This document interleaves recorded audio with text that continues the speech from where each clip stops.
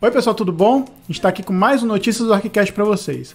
Toda quinzena a gente traz aqui notícias do mundo da arquitetura e do urbanismo para vocês ficarem bem informados. Bom, e antes da gente começar, já segue a gente no YouTube e também dá aquela curtida e assina o sininho para você não perder nada do que a gente produz por aqui.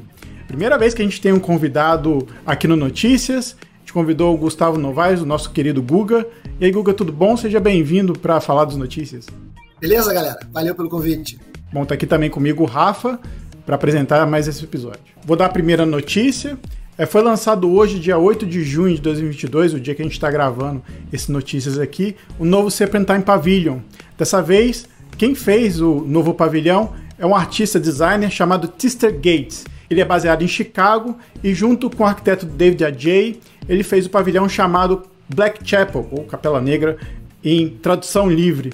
Esse pavilhão é feito de uma estrutura cilíndrica semelhante a uma capela e tem 10 metros de altura. Além disso, ele é feito de uma madeira queimada, que é uma técnica japonesa que a gente citou aqui algumas vezes em alguns episódios do ArchiCast. Além disso, ele tem um telhado cônico com um óculo no centro. Bom, e essa forma, segundo o site Design, ele é referente a estruturas africanas, além de outras referências que ele fala aqui no artigo, né, do Bramante de Roma, do século XVI, e o Rafa está mais inteirado dessas questões, e depois ele vai poder falar.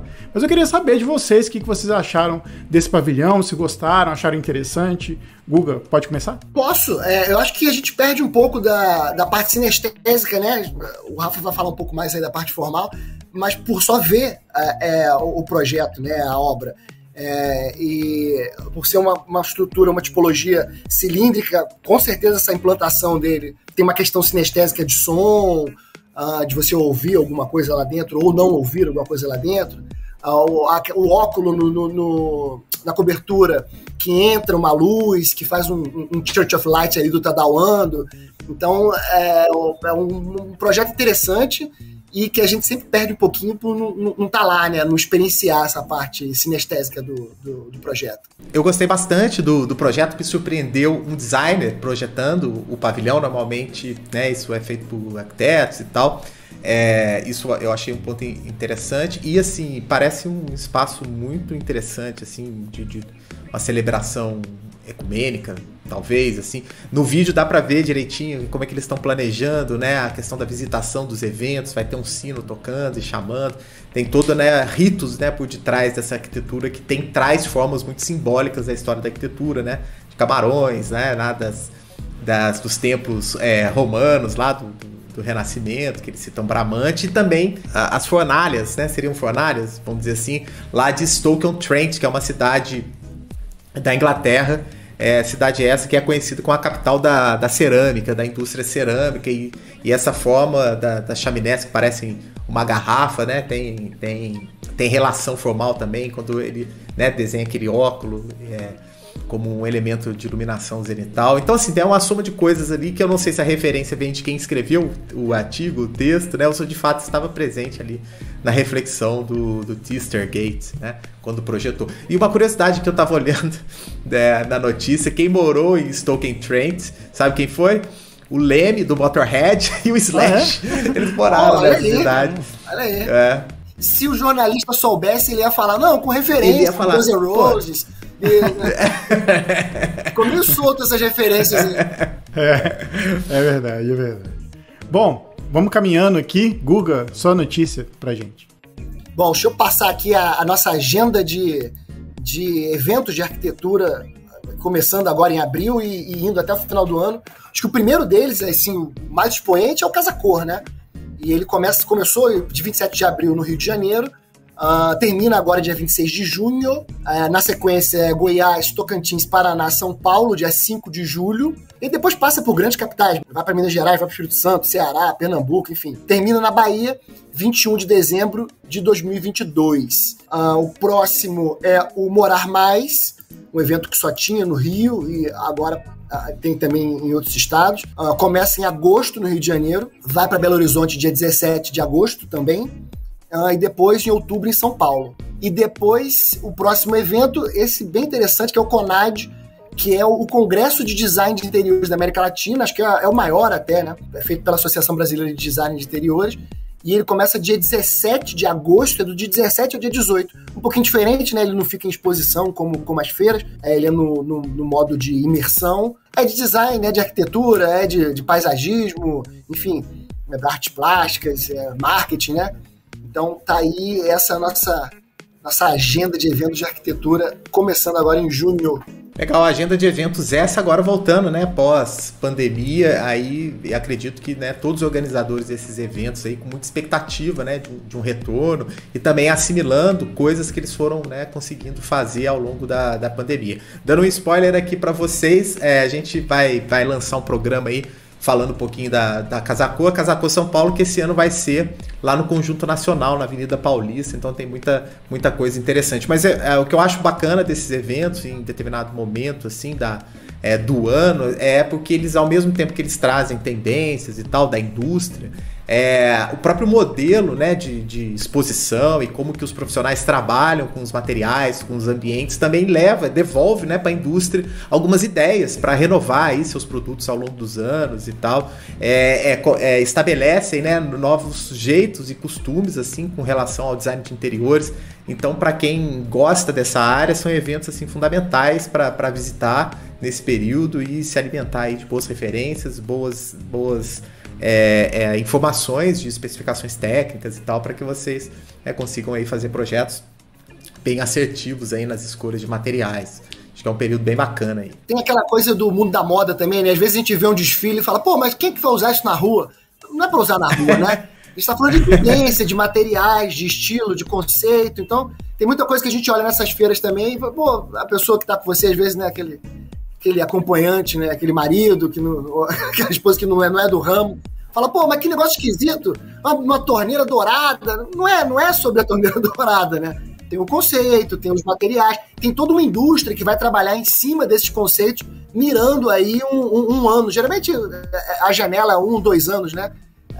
Do mercado. Mas eu te falo, Guga, que eu acho que essas exposições, elas são mais preta-porteiro, nossa, chique, né, preta-porteiro, elas são mais dentro do que a indústria pensa como uso do que, por exemplo, um desfile de moda que o vestido não é necessariamente com o que você vai estar na rua. Tem muitos ambientes ali que são um retrato do que pode ser também, né? Tem de tudo. Tem, mas realmente tem de tudo. Tem até a torneira dourada. Eu vou usar uma expressão que eu aprendi no ArcCast que a gente gravou, que é caixinha de joia. Tem muito ambiente que é caixinha de joia, né? Você só faz pra expor. Verdade. Mas tem muito ambiente, sim, que dá pra usar. E eu acho até que é um caráter bem diferente da Morar Mais por Menos da Casa Cor, né?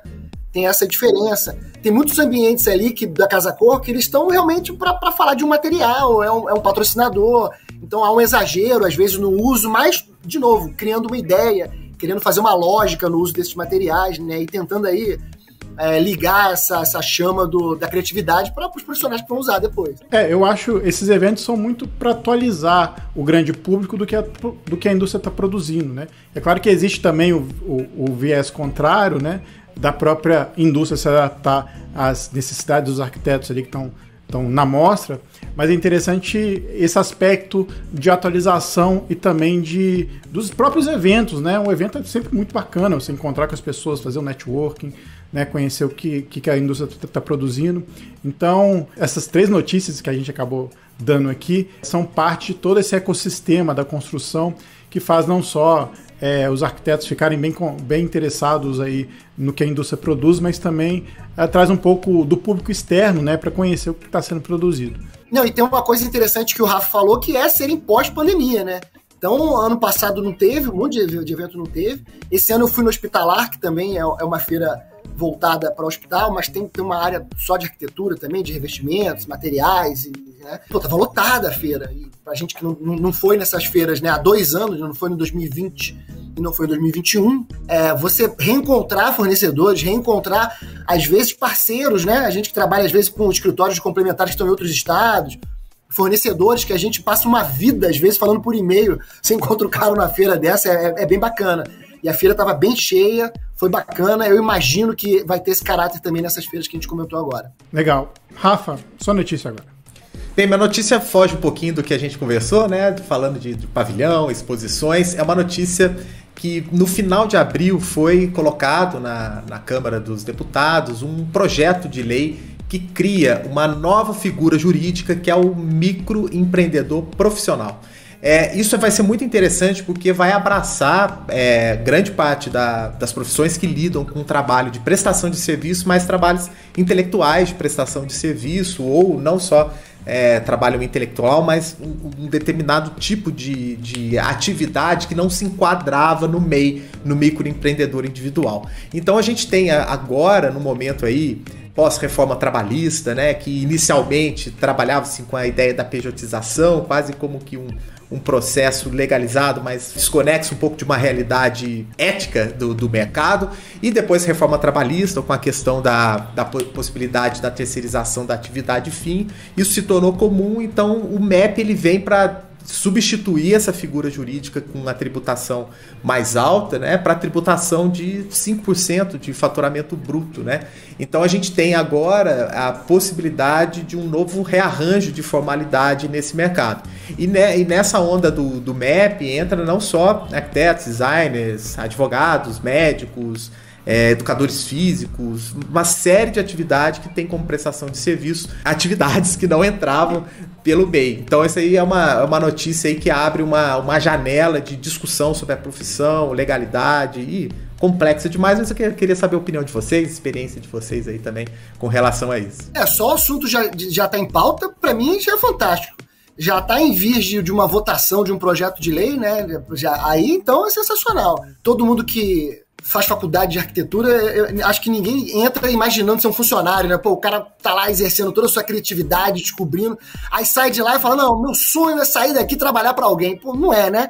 Você tem a ideia de montar seu próprio escritório. E essa é a primeira barreira que você cria, que tá dada, né, que tá posta quando você sai da faculdade, porque a carga tributária em cima do escritório de arquitetura, ela é monstruosa. E você fica com pouco recurso para poder trabalhar.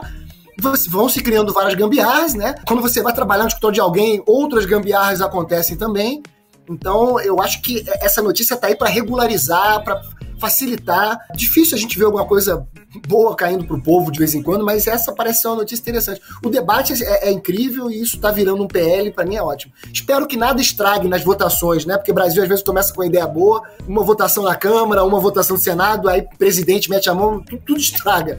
Mas, como iniciativa, a ideia é muito boa. Eu tenho poucos comentários. É uma categoria que tenta consertar um equívoco que foi colocado, como o Rafael falou, e tende a melhorar a vida de quem produz, como os arquitetos estão produzindo. A gente sabe que muitas vezes há como o Rafael falou, a pejotização dos funcionários de uma empresa. Isso infelizmente é comum aqui no Brasil. Mas isso é uma discussão que cabe não só ao mundo da arquitetura e do urbanismo, mas cabe também às leis trabalhistas, de melhorar as condições de quem contrata, né, principalmente porque, infelizmente, no Brasil é muito oneroso você ter um funcionário. Mas, enfim, essa é uma discussão mais longa. De qualquer maneira, essa notícia que o Rafa traz é um pouco de alento para melhorar as condições de quem presta serviços, principalmente do arquiteto, do designer, que são produtores. Como é que é, Rafa, a palavra? Artífices.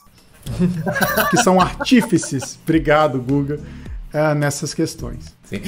Mas eu acho interessante deixar um pouco dessa notícia que existem vários prismas para se analisar essa informação. O prisma de quem busca, por exemplo, um emprego com estabilidade, tal, direitos, né, vinculados a uma tradição trabalhista, e uma visão de um novo mercado, né, que precisa se adequar a uma flexibilização que acontece aí, né, no país e tudo mais. Enfim, daria um cast. De fato, isso abre opções, né? Qualquer coisa que abre opções, eu acho que é válido.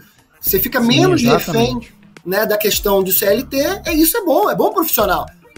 Tem muitos lugares que a atividade de construção civil, pelo ponto de vista de projeto, óbvio que a gente está falando de construção, né, de quem faz casinha e tudo mais, ela está centralizada em grandes centros, né? Então, e a quantidade de arquitetos que a gente tem nesse interior aí?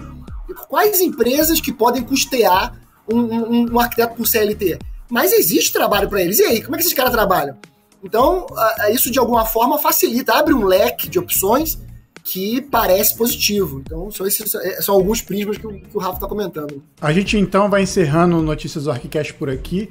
Agradecer ao Guga pela participação. convidar vocês para se inscreverem no canal e se gostarem, por favor, dê um joinha. Bem, e deixa aqui nos comentários a sua opinião sobre essas notícias, nos indiquem novas notícias e se porventura você nos encontrou no YouTube e não conhece o nosso podcast, vai lá no Spotify, no Deezer, no Amazon Music, qualquer streaming aí que a gente tá lá, aqui Cash, e tem muita coisa produzida lá nesses 6 anos. Aqui a gente tá que número? A Cash tá que número?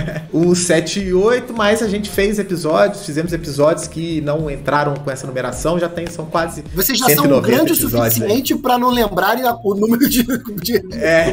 É verdade. Não, longevos o suficiente. Bom, pessoal, a gente vai encerrando por aqui então, e até próxima quinzena. Tchau, Guga. Valeu. Tchau. Até mais.